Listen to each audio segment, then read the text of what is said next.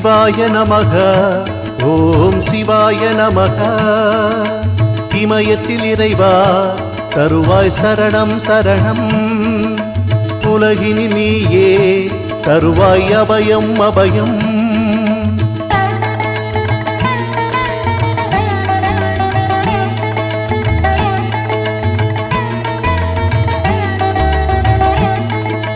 துன்பம் என்பதும் இன்பம் என்பதும் உந்தனருள்தானே.